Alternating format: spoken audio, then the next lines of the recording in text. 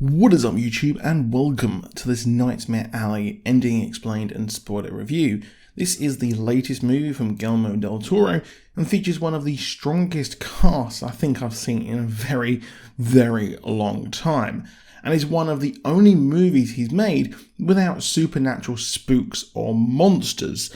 I have been a bit hit and miss with his movies. I enjoyed Hellboy and The Shape of Water, and this movie just did not hit with me. I found myself bored, and it really did lose steam once we leave the weirdness of the carnival. Now, it's an adaptation of the novel of the same name, which also had a 1947 film version as well, which had a different ending. At the end of this movie, when we see our poor Stan go and, well, he's going to live his life as a carnival geek. In the 47 version, we had Molly come and save him from this, but we got a much darker ending here. Now we follow Bradley Cooper's Stan as he escapes his past life and ends up working as a carny, which offers home to all vagrants and won't ask questions, which is good as he was responsible for his father's death and he's want to come on here and start a new life. He was sick of his father's alcoholism as well. Here it's explained how the carnival geeks are, well, created, as William Dafoe's character used opium-laced alcohol to trick men with no hope, and he would turn them into the geeks we saw, and one is dropped off and they run away. Stan doesn't want to become one of these geeks, but eventually as the movie rolls on, it seems to be his destiny. As it's noted later, he doesn't drink, but he will eventually start drinking and fall into the trap at the end of the movie. He meets a couple of mentalists who teach him to cold read, but is warned not to use these tricks on people who have lost loved ones, and always expose what happened after, as it can lead to trouble. However, he ignores all of that later. He falls in love with a woman named Molly, and after he accidentally kills his teacher using the wrong alcohol and uses his newly learned talent on the police, he and Molly make a new life and is going against his teachers by using his skills to con people, and slowly Molly starts to realise he isn't the man she first met. He's using his talents to con someone there when he's challenged by a woman named Rita. She's a psychologist, but Stan holds his own, and it turns out that she was hired by a judge to see if he's legit or not.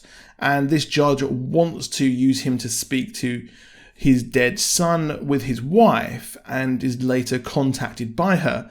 She's assembled a lot of sensitive information about the elite in the city, and, well, they both work to manipulate the judge, as she has this sensitive information so he can cold read and also has information already, as they successfully trick the judge, who introduces him to a man named Grindel, who Ritter warns Stan is very, very dangerous.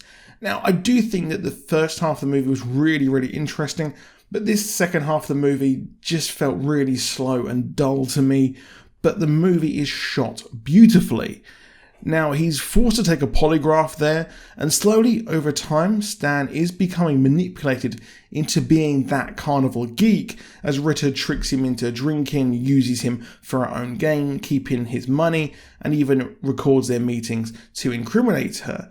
Of course, I'm not sure why he trusted her, because she is selling down the people who, well, she should be helping. She's turning him into her little carny geek, the one he tried to avoid, foreshadowing him at the end, saying he's made for this.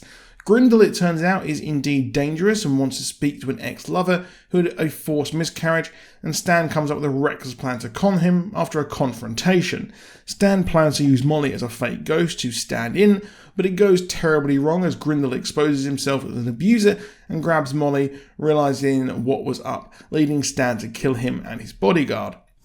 Now, Molly, after this, has enough, and, well, he has nothing, leading him to go to Ritter once more, realising things went very, very wrong as she has been implicating him, and then realising that he's just after money, she decides he's, well, gone and shoots him, leading him to run away.